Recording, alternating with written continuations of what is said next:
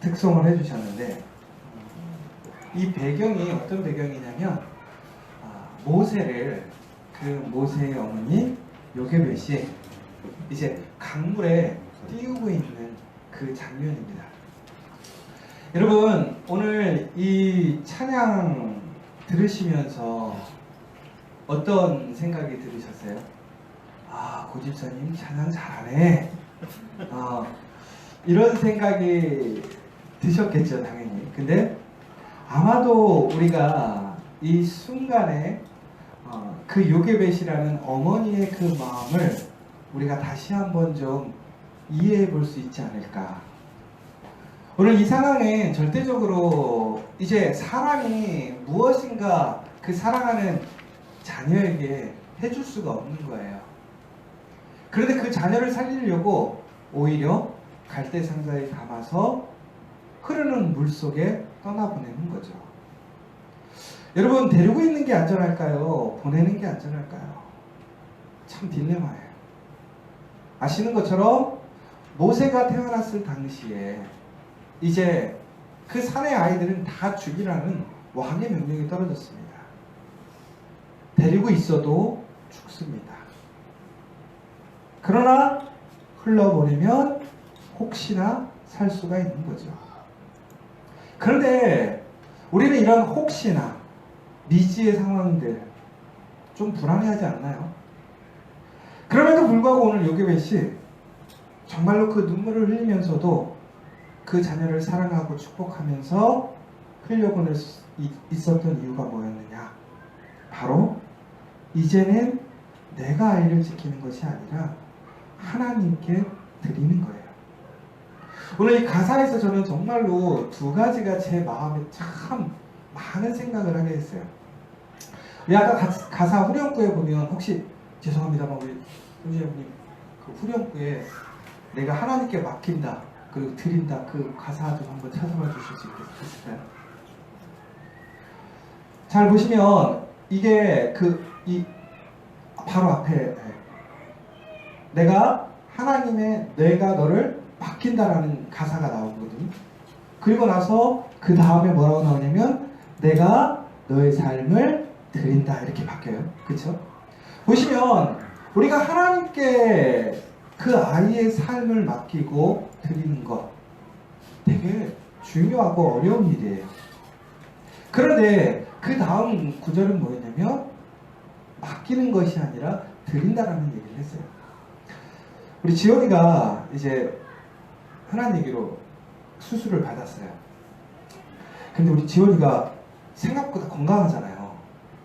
근데 얘가 이제 마취를 딱 하는데 저는 마취가 되면 좀 버틸 줄 알았거든요. 마취하게 들어가니까 바로 자버리더라고요. 그래서 제가 역시 약이 세긴 세구나. 근데 얘가 또 등치가 크다 보니까 또 회복실에서는 또 생각보다 빨리 깬 거예요. 근데 이제 얘가 빨리 깨다 보니까 어떻게 됐냐면 이제 막 수술하고 나니까 목도 아프고 갑자기 코에 거즈를 껴놨으니까 얼마나 답답하겠어요.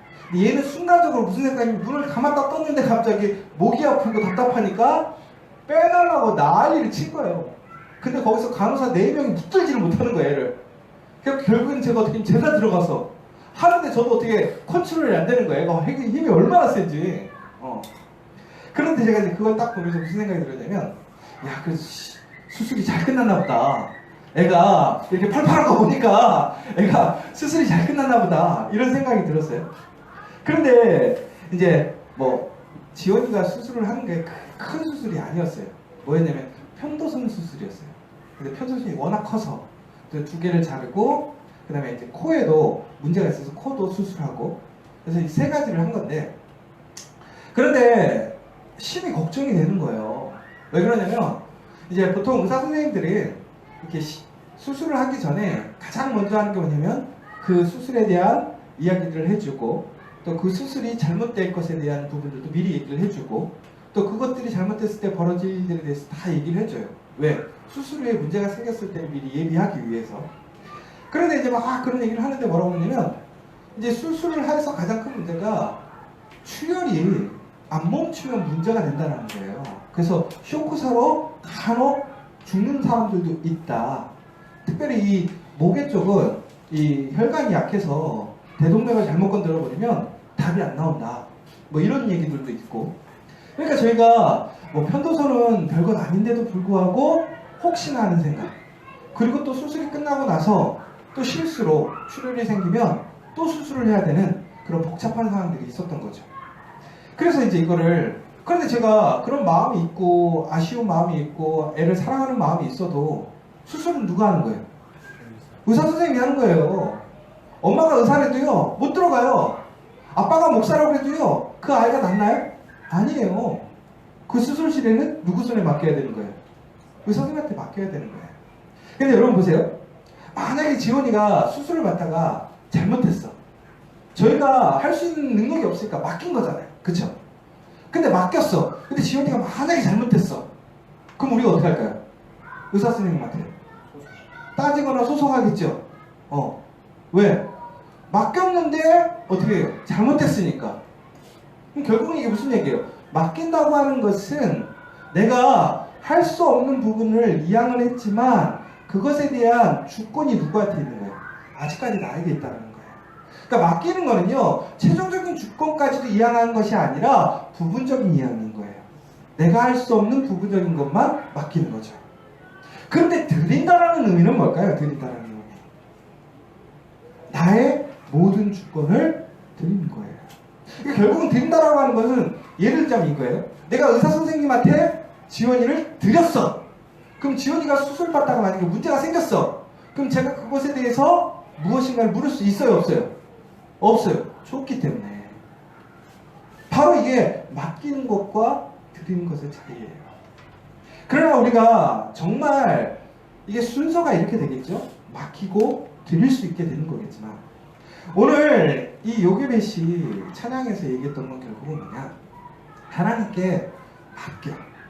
그러나 그것이 내가 부분적으로 맡기는 것이 아니라 하나님께 다 드리는 거예요. 왜? 하나님이 모든 것을 주관하시니까. 내가 이 아이를 살릴 수는 없지만 하나님의 손에 붙들리면 살아날 수 있으니까. 나에겐 길이 없지만 하나님에겐 길이 있으니까 맡길 수 있는 거예요. 여러분은 지금 여러분의 삶을 하나님께 맡기셨습니까? 아니면 드리셨습니까? 여러분의 자녀들을 하나님께 맡기셨나요? 하나님께 드리셨나요? 성경에 보면 하나님께 그의 자녀들을, 그의 일을, 그의 생명을 맡긴 사람에 대한 이야기가 많이 나와요. 그러나 맡긴 사람들은 하나님의 풍성하고 놀라운 은혜를 끝까지 소유하지 못합니다. 그러나 의외로 전혀 살아날 수 없는 상황들, 그 순간들 속에서 하나님의 역사를 경험하는 사람들은 어떤 사람들이냐? 맡기는 사람이 아니라 드리는 사람이었어요. 여러분, 혹시 아브라함이 이삭을 하나님께 맡겼나요? 드렸나요? 드렸어요. 그러자 어떻게 됐어요? 살아났어요. 더 나아가서는 하나님께서 약속하신 그 은혜의 복을 아브라함이 누리게 되었어요. 여러분, 성경에 보면은요 많은 이야기가 나와요. 특별히 우리가 하나님께 드릴 수 없을 때에 하나님은 주권적으로 우리가 하나님께 드릴 수밖에 없게끔 맡깁니다. 바로 그게 모세의 이야기예요. 바로 요셉의 이야기예요. 그들은 그들의 부모가 하나님께 무엇인가 드릴 수 없었어요. 그러자 하나님께서 주권적으로 어떻게 하신 거예요? 역사하셔서 하나님께 드리게 만들었어요. 그리고 하나님께서는 그 드리는 것을 기뻐하셨어요. 그리고 그의 삶을 지키시고 하나님의 놀라운 사람으로 세우셨어요. 여러분, 우리가 하나님의 풍성한 은혜를 누리길 소망합니다. 하나님의 풍성한 역사를 누리길 원해요. 그러기 위해서 우리가 가장 먼저 해야 될 것이 뭐냐? 내 삶을 맡기는 것이 아니라 드리는 삶이 되어야 돼요. 우리가 요한복음 15장을 통해서 우리는 지금 포도나무 가지의 그 비밀, 포도나무의 그 비유를 통해서 우리는 하나님의 풍성한 은혜를 누리길 원해요. 그런데 바로 그 하나님의 손길이 왔을 때에 우리가 어떻게 반응해야 되느냐? 하나님 앞에 우리의 삶을 맡기는 것이 아니라 하나님께 드리게 될 때에 그 하나님의 가지치기가 진정한 열매를 맺게 한다는 거예요. 왜 내 삶에 풍성한 은혜가 없는가? 왜 하나님의 놀라운 역사가 일어나지 않는가? 왜 우리 커피와 교회에 더 은혜가 충만해야 함에도 불구하고 우리는 그대로 머물러 있는가? 생각해봐야 되는 거예요. 나는 하나님께 맡겼는가? 드렸는가? 여러분, 오늘 다시 한번 고민하실 때에 두려워하지 마십시오. 성경에 나오는 많은 사람들이 하나님께 맡기는 삶이 아니라 드리는 삶이 되었을 때에 진정한 하나님의 풍성한 은혜를 누렸어요. 하나님의 상식을 뛰어넘어가는 역사를 경험하게 되었어요. 여러분들이 바로 그 은혜를, 그 삶을 살아가시기를 간절히 소망합니다. 우리가요, 오늘 더 나아가서 이제 그 포도나무에 가지가 접붙여졌다라고 얘기를 하고 있습니다. 우리는 하나님의 가지에서 떨어져 나갔었어요. 그런데 예수님을 통해서 우리는 어떻게 됐느냐? 이제 그 좋은 포도나무 되시는 예수 그리스도께 우리 가지가 접붙여진 거죠.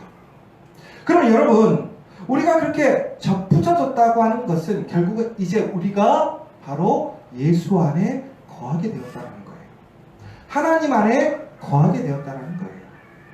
오늘 주보에도 이제 좀 이따 소그룹 하실 때 나눌 내용으로 들어가 있긴 하지만, 이 거하다라는 이야기는 결국은 어떤 얘기냐? 바로 남아있다, 밀접하게 연결되어 있다, 오랫동안 정착해 있다라는 것이 바로 거하다라는 뜻이에요. 그러니까 여러분, 거하다라는 것은 분리되지 않는 거예요. 이 붙어 있다면 어떻게? 아주 친밀하게 밀접하게 붙어 있어야 되고 오랫동안 변함없이 붙어 있는 것이 거하는 거예요. 결국은 뭐예요? 한 몸이 된 것이 거하는 거예요. 분리될 수 있거나 그 결합 부위가 양약하다면 결국은 뭐예요? 이것은 온전히 거하지 않는 거예요. 여러분, 왜 우리의 삶에 왜 하나님의 은혜를 경험하기보다는 왜 시험과 유혹과 근심이 많겠습니까? 우리가 하나님 안에 온전히 거하지 않기 때문에 그래요. 온전히 거하지 않는다라는 이야기는 결국은 뭐예요? 내가 내 삶을 하나님께 맡긴 것이지 드리지 않았기 때문에 우리는 하나님과 바로 예수와 온전한 하나가 되지 않았다라는 거예요. 우리가 예수와 온전히 하나가 되지 않고는 결코 그 은혜를 누릴 수 없어요. 여러분, 커피와 교회를 어떻게 생각하십니까? 여러분, 커피와 교회 좋으세요? 정말 사랑하세요? 여러분, 커피와 교회가 좋으려면 어떻게 되는지 아세요? 커피와 교회가 하나가 돼야 돼요. 적당히 한 발 담그면요, 절대로 그곳에서 은혜와 기쁨 누릴 수 없어요. 여러분, 우리 가정이 행복하려면 어떻게 해야 돼요? 가정 안에서 남편과 아내가 하나가 돼야 돼요. 자녀가 하나가 돼야 돼요. 그러면 행복해요. 돈이 적어도 행복해요. 집에 아픈 사람이 있어도 행복해요. 문제가 끊이지 않아도요, 하나가 되면 행복해요. 그런데 돈이 많아도 문제가 없어도 하나가 되지 않으면 항상 마음은 어때요? 공허해요. 기쁘지 않아요. 여러분, 요한복음 15장에는 특별히 이 거하다라는 단어가 6번이나 반복되고 있습니다. 나의 안에 거하라, 예수 안에 거하라. 여러분, 우리가 이 사실을 정말 기억하고 있으셔야 됩니다. 우리가 하나님 안에 거해야 풍성한 열매를 맺을 수 있다는 거예요. 하나님 안에 거할 때에, 예수 그리스도 안에 거할 때에 예수 그리스도의 그 놀라운 영양분을 먹을 수 있는 것이고, 더 나아가서는 하나님의 가지치기가 실질적으로 좋은 결과로 이어진다는 거예요. 여러분, 이 가지치기를 할 때 하나님의 절대적인 주권이 있지만 이 가지치기는 단순히 하나님의 주권으로서만 끝나는 것이 아니라는 거예요. 전국에는 하나님 안에 거하는 사람들, 그 포도나무에 온전하게 접붙여 있는 그 가지의 역할도 필요한데요. 여러분, 거기서 가장 중요한 게 뭐냐? 바로 그 가지가 포도나무에 거하기 위해 적극적으로, 주도적으로 역할을 해야 된다는 거예요. 여러분, 근데 여기서 우리가 잠깐 오해할 수가 있는데 뭐냐?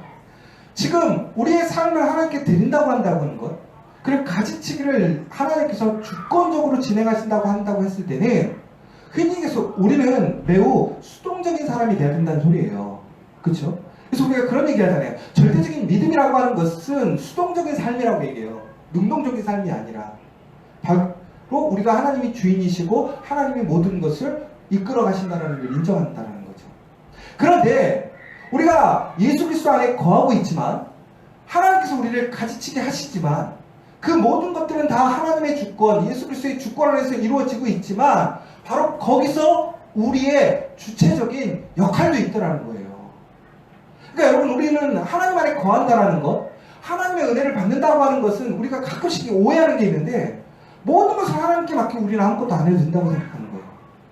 여러분, 하나님께 맡겼으면 오늘부터 여러분들 식물인간처럼 가만히 있으라는 얘기예요? 아니죠. 우리가 오늘 하나님께 맡긴다고 하는 것은 내 일상의 삶 속에서 내가 해야 할 일들을 해나가는 거예요. 그러나 그 모든 결정, 우선순위를 누구에게 맡긴다는 거예요? 하나님께 맡긴다는 거예요. 그리고 그 하나님의 명령을 따르기 위해, 하나님의 이끄심을 따라가기 위해서 내가 해야 할 것, 내가 힘써야 될 것은 최선을 다해서 내가 해나간다는 거예요. 그것이 바로 거한다는 거예요. 보세요. 예전에 어떤 영화를 봤더니 어떤 사람들이 절벽을 올라가다가 떨어지게 됐어요. 근데 영화에는 희한하게 그 순간 희한하게 또 잘 잡아줘요. 그쵸? 그런데 절벽에서 사람이 떨어질 때 어떻게 잡아야 사람이 가장 안전하게 붙들 수 있을까요? 어떻게 손을 잡아야? 그래서 이런 거예요. 케이스를 보자면 이렇게 잡으면 어떻게 될까요? 떨어져요. 이렇게 잡으면 떨어지죠. 어떻게 잡아야 되죠? 손목 이렇게 잡아야 되죠? 이렇게 잡으면 한 사람이 나도 떨어지지 않는데 두 사람이 다 잡고 있기 때문에 떨어져요, 안 떨어져요? 안 떨어져요. 이게 거의 로프와 같은 아주 강력한 힘을 발휘한대요. 여러분, 바로 이 얘기를 하는 거예요. 우리가 떨어질 때 하나님께서 우리의 손을 잡아주셔요. 그런데 우리 또한 어떻게 해야 된다는 거예요? 그 손길을 붙들어야 된다는 거예요. 우리가 하나님의 손길을 절대로 붙들지 않고 그곳에 힘을 주지 않는다면 우리는 거기에 머무르지 못한다는 거예요. 결국 여러분, 하나님 안에 거한다고 하는 것은 결국 무슨 얘기냐? 내가 하나님 안에 거하기 위해 하나님께서 내미신 그 손을 붙들기 위해 우리가 어떻게 된다는 거예요? 힘써야 한다는 거예요. 그럼 결국 우리가 하나님을 신뢰하고 하나님을 믿는 가운데 우리는 과연 하나님 안에 거하기 위해, 하나님께 내 삶을 맡기기 위해 나는 무엇을 힘쓰고 있는가 생각해 봐야 된다. 여러분, 가지치기가 매년 이루어지면서 지난번에 말씀드렸던 것처럼 우리는 매년 뭐가 온다고요? 고통이 온다고요. 시험이 온다고요. 그러니까 우리가 그런 생각을 잘 해야 된다는 거예요. 내가 하나님 믿어감으로 인해서 내 삶이 평안해질 거다? 아니죠. 오히려 내 삶은 더 고달파지고 깎이는 게 많아질 거다. 왜? 하나님의 더 좋은 작품이 되기 위한 가지치기가 많아질 거니까. 그런데 그와 마찬가지로 그 하나님의 가지치기에 따르는 그 안에 머물고자 하는 또한 우리의 노력과 우리의 힘씀도 어떻게 된다는 거예요? 증가하게 된다는 거예요. 그럼 결국은 그것이 수고스럽겠죠. 고통이 따르겠죠. 피곤하겠죠. 그러니까 여러분, 예수 믿는데 편하게 예수 믿을 수 있다 없다? 절대 없다예요. 우리가 신앙생활을 하는데 편하게 할 수 있다? 절대 없다예요. 결국은 하나님의 은혜에 머무르기 위해서는, 하나님 안에 거하기 위해서는, 하나님이 주신 그 풍성한 은혜를 누리기 위해서는, 열매를 얻기 위해서는 우리가 그 수고와 그 고달픔이 따라간다는 거예요. 그러나 여러분, 이것을 우리는 어떻게 해야 돼요? 상식으로, 정상으로 이해하고 있어야 된다. 그럼 여러분, 한번 생각해 보자 이거예요. 여러분, 오늘 그 하나님에 거하기 위해 얼마나 수고하고 계십니까? 얼마나 고통당하고 계십니까? 얼마나 피곤하십니까? 오늘 이 아침에 이제 저희가 7월이 되면서 많은 변화가 있었어요. 근데 저도 좀 일찍 왔어요. 근데 생각대로 일이 진행이 안 됐어요. 그만큼 사람이 이제 들어온 사람은 티가 안 나도 나간 사람은 티가 난다고 얘기를 하잖아요. 빈자리가 생기는 거죠. 일하던 사람들이 없어졌으니까. 그러면서 또 한편 감사했던 것은 우리 상준이 아버지가 PPT를 해주기로 했어요. 근데 이 PPT가 생각보다 쉽지가 않아요. 여러분들이 보다가 보면 왜 이렇게 잘 안 들어가? 왜 빨리 안 가? 뭐 그런 분들 있죠. 그 다음에 왜 이렇게 자꾸 놓쳐? 이런 부분들이 있죠. 해보세요. 자꾸 놓쳐요. 안 보이고. 그런데 정말 우리 상준이 아버지가 우리 교회에 정말 제가 저번에도 얘기했지만 제가 강요 안 했거든요. 저에게 찾아와서 남들은 제가 또 막 이렇게 얘기하는 줄 알았는데 절대 그런 일이 안 왔어. 난 말도 안 꺼냈어. 오히려 우리 교육자 시간에 얘기가 나왔어. 우리 남정대 누구누구한테 부탁하면 어떨까요? 그래서 내가 그냥 우선 내부터 본인들이 할 때까지 내부터 지금 시키는 건 아닌 것 같아. 그랬었거든요. 그런데 저한테 찾아오더니 하시겠다고 하시는 거예요. 얼마나 감사해요. 고집사님 찬양 오늘 너무 멋있었죠. 신고 제가 안 시켰다니까요. 남들이 보면 또 내가 시켰다고 그럴 거야. 근데 아니라니까요. 고집사님이 찬양이 하고 싶대요. 찬양을 해줬어요. 오늘 제가 뒷자리에 앉아서 문을 열고 닫는데 있으려고 했어요. 그리고 박정건 집사님이 들어오자마자 그랬어요. 목사님 내가 하니 빨리 가세요. 내가 시켰어요 안 시켰어요? 내가 그때 청년 모임할 때 도움이 필요하다고 얘기를 했어요. 근데 박정건 집사님한테 박정건 집사님 해주세요라고 얘기 절대 안 했죠. 우리 청년들한테 이게 도움이 필요한데 도움이 줄 수 있는 분들은 좀 해줬으면 좋겠다. 그 다음에 제가 여러분 근데 오늘 아침에 딱 왔는데 이렇게 막 진행되는 상황들을 보고 있으면 어떤 마음이 들었는지 아세요? 처음에 차를 사서 처음에 차를 움직이는 마음이 들었어요. 조금은 서툴고 부족하지만 그런데 그 마음은 어떨까요? 기쁜 거예요. 감사한 거예요. 왜? 그 자리자리마다 비록 부족하지만 익숙하지 않지만 수고하고 힘쓰니까. 전국에 여러분 바로 이런 거예요. 우리가 하나님 안에 거한다고 하는 것은 내가 잘해서가 아니라 부족하고 연약하지만 그 하나님의 은혜를 함께 누리고 내가 참여하기 위해서 그곳에서 내가 할 수 있는 부분에 힘을 쓰는 거예요. 바로 이것이 거하는 거예요. 그래서 저는 다시 소망이 있는 거예요. 하나님께서 우리 커피와 교회에 다시 한번 은혜를 주시겠구나. 우리 커피와 교회가 이렇게 하나님 안에 거하게 되면 우리 성도들이 이렇게 일상의 삶 속에서 매일매일 하나님을 경험하고 거하게 된다면 전국에는 하나님의 그 가지치기가 그 예수 그리스도의 놀라운 은혜가 우리 공동체 안에 임하겠구나. 여러분은 이 사실을 믿으십니까? 믿으십니까? 저는 분명히 믿어요. 그래서 여러분 다시 한번 얘기하는 거예요. 여러분 다시 한번 소망하십시오. 꿈꾸십시오. 기대하십시오. 우리가 하나님께 드리게 되면 우리의 꿈이 이루어지는 거예요. 그래서 제가 오늘 어제 카톡으로 혹시 보내드린 배너 보셨나요? 다 드림. 결국 우리가 모든 것을 하나님께 드리게 되면 그것이 다 우리의 꿈이 되고 비전이 되는 거예요. 사랑하는 여러분, 그 놀라운 은혜를 경험해야 돼요. 예수 믿으면서 그 은혜를 누려야 돼요. 여러분 혹시 예수를 믿으면서 예전에 그거 기억하세요? 가장 좋았을 때. 여러분 하나님 만나서 가장 좋았을 때의 그 상황, 그 기분을 기억하세요? 여러분 그런데 여러분이 잘 기억해야 될 것이 있습니다. 그것은 아주 특별한 그 기간에 주어지는 일회성의 은혜가 아니라는 거예요. 여러분 오히려 그것이 바로 여러분들이 누려야 될 그 모습이라는 거예요.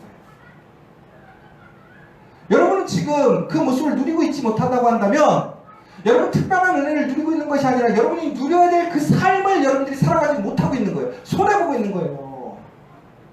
여러분 제가 예전에 얘기했던 건데 마트에 가면 1+1 사요 안 사요? 저는 콜라를 사러 갔는데도 불구하고 환타가 1+1이면 콜라를 살까요? 환타를 살까요? 저는 환타를 사요. 왜 그럴까요? 안 사면 손해라는 생각이 드니까. 그 세상 사람들은요, 이렇게 1+1이라는 게 결국은 마케팅의 효과인데요. 사람들이 손해본다라는 생각 때문에 안 산다라는 거예요. 여러분, 우리가 일상 삶 속에서 아주 그 작은 물건 하나마저도 손해나면 우리가 어떻게 해요? 손해 안 보려고 힘쓰잖아요. 그런데 하나님 안에서 누리고자 하는 그 삶, 그 은혜를 손해보고 있는데 왜 여러분 그것에 대해서 가만히 계시는 거예요? 오히려 우리가 그것에 손해보지 말아야죠. 내 것을, 내가 당연히 누려야 될 것을 누리는 삶이 되어야 된다는 거예요. 저는 그래서 우리 커피와 교회가 단순히 뭔가 더 특별하고 대단한 하나님의 아주 탁월한 은혜를 누리자는 게 아니에요. 마땅히 우리가 누려야 될, 마땅히 하나님께 받아야 될 그 풍성한 은혜를, 능력을 누리고 살아가는 그 상식적인 사람이 됐자는 거예요. 여러분의 지금 삶은 정말 그러한 상식적이고 평범한 삶이십니까? 그 평범하다고 하는 것은 결국에는 뭐냐? 하나님의 그 은혜를 끊임없이 누리고 사는 거예요. 하나님께 드림을 통해서 하나님의 드림의 역사를 매일매일 경험하는 삶이라는 거예요. 우리는 그렇게 살아가야 돼요. 그럼 우리는 그렇게 어떻게 살아갈 수 있겠습니까?